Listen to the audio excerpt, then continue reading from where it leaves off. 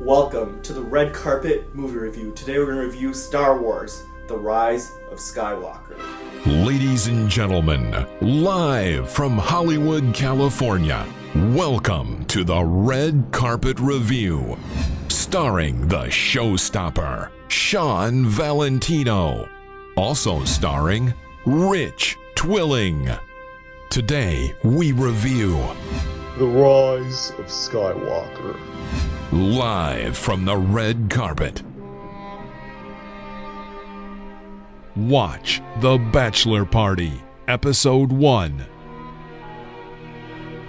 Now, Star Wars: The Rise of Skywalker is directed by J.J. Abrams and it stars Daisy Ridley, Adam Driver, and an ensemble cast of new actors as well as returning stars from previous Star Wars films, including a few big surprises here that I'm sure you'll really enjoy. And I'm going to keep the opening of this pretty spoiler-free, but I want to start off by saying that this was one of the weakest renditions of Star Wars, and this might have been the dumbest rendition of all the Star Wars films, even dumber than the atrocious set of movies that we saw in the late 90s and early 2000s, that middle trilogy that was much maligned for good reason, with some of the worst acting I've ever seen from Hayden Christensen and Natalie Portman. And I thought the acting in this film was fine, but what I really had trouble with was this was just an unbelievably stupid film. One thing about the Star Wars franchise is, even though it takes place in the sci-fi fantasy realm, it's always had a sense of internal logic, and I think that logic gets absolutely thrown out the window, and that was really my main problem with this movie. I thought the film was entertaining enough. I wasn't bored at any time. I enjoyed the movie as far as just being a fun escapism ride. But if you're looking at any type of plot and character development and story in this film, this is not the Star Wars movie that you'll like. And I've actually enjoyed most of the recent Star Wars movies. I thought that Solo was a highly underrated movie. I thought that film did a magnificent job of blending in the old characters and the new characters and really creating that nostalgic feel that really brought us back into the Star Wars universe. And I thought that Rogue One was also one of the best Star Wars movies ever made. And I even enjoyed the much maligned The Last Jedi to a certain degree, even though I probably wouldn't go back and rewatch it. So I'm not one of those people that hates all the new Star Wars movies. I've actually liked most of the new Star Wars films. And obviously the original trilogy is untouchable. That middle trilogy obviously is one of the worst set of movies ever seen and has some of the worst acting that's ever been put on cinema. Remember Hayden Christensen and Natalie Portman, those romantic scenes? Hopefully you don't, because those are absolutely atrocious. And the story of this film revolves around Daisy Ridley and her confrontation not only with her past, but also with Emperor Palpatine, who's suddenly returned to life and now is the leader of the new empire. And at the same time, you have Poe and Finn attempting to stop the creation of the new empire. So you have a lot of stuff going on here. Very little of it makes any type of sense, but again, the movie is entertaining enough from start to finish where I wasn't bored at any time. So if you like Star Wars and you're just looking for some fun escapism, you're throwing logic out the window, you don't really care about plot and characters, you might enjoy this one because you got a few surprise returns, and it's a fun enough movie with enough action where you don't get bored at any time. But I wanted to go through the top 5 reasons I thought this movie absolutely sucks. Number 1, Emperor Palpatine. Why is he back? How is he returned from the dead? I think we all remember that in episode 3 he says something that the dark side of the lifestyle is a pathway to a lot of things that people consider unnatural, and I think that was a weird way of just explaining him coming back to life. But I think we needed a better build-up, a better storyline that really, built up to the return of this amazing character, one of the top characters in Star Wars history, and he suddenly comes back. There's really no logic or explanation building up to it, so you're not really interested at all. You're just wondering, why is this guy back? And it just really doesn't make any sense. And I think they had a great opportunity to really showcase what that power was that can bring someone back to life when you're on the dark side of the lifestyle. And they really failed at doing so, and I didn't find his character interesting at all. And that kind of ties into my number 2 reason this movie absolutely sucked, is that any character can come back to life. There's really no sense of any logic. You have characters that never had any type of force power suddenly coming back.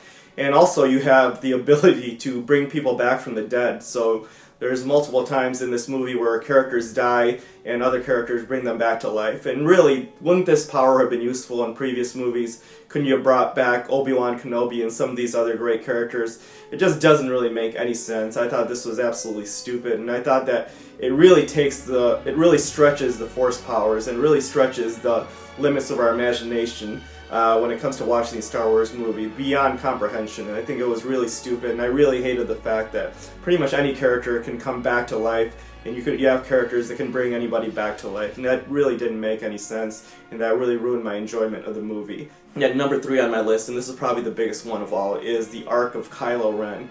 Kylo Ren is an absolute irredeemable villain. He's one of the most hateable characters that have been put on screen. You might not even like his performance. I think that Adam Driver plays this role good enough. He does about as good as possible given what's written for him. But I thought this movie, his character really jumped the shark. I thought it was absolutely unbelievable how they tried to make him a sympathetic hero, and that really didn't make any sense. That should not have been part of this character's arc. It was a character that had killed some of the most likable characters in Star Wars history. At the same time, it was a character that committed genocide, and all of a sudden J.J. Abrams and company try to make him a sympathetic hero, and that made absolutely no sense. And why does Rey like him? What is that kiss between Rey and Kylo Ren at the end? Made absolutely no sense. Rey, a very consistently likable, honorable character, suddenly has feelings for this atrocious, dastardly villain that really should not have been redeemed, and I thought the redemption of Kylo Ren was probably the absolute worst part of this entire film. And speaking of bad character development, let's go to number 4 on my list. And I thought one of the best things of the original trilogy obviously was the fact that we had so many memorable, legendary characters, from Han Solo to Luke Skywalker to Darth Vader. Do any of us really care about any of these characters in this recent trilogy other than Rey? I mean, do you really care about Finn and Poe? I thought they were introduced well enough in the first movies, The Force Awakens, and I thought that was one of the best things about The Force Awakens, is it interweaved the older characters with the new generation of heroes. But I think the last 2 movies, you really don't care about these characters at all, and they're completely forgettable and disposable. And in this movie, I really didn't care about Finn and Poe, which really doesn't make any sense considering we've been with these characters for 3 movies, and you really end up not remembering anything about them, and they just become completely forgettable characters. And you go back and look at the original big 3 of Luke, Leia, and Han.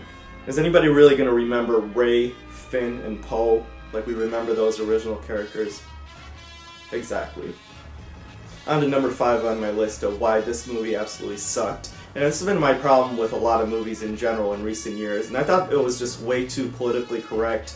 You see a lot of the casting of these fighters and extras. You can just see the studios just checking boxes. Yeah, we need someone of this race, we need someone of this gender.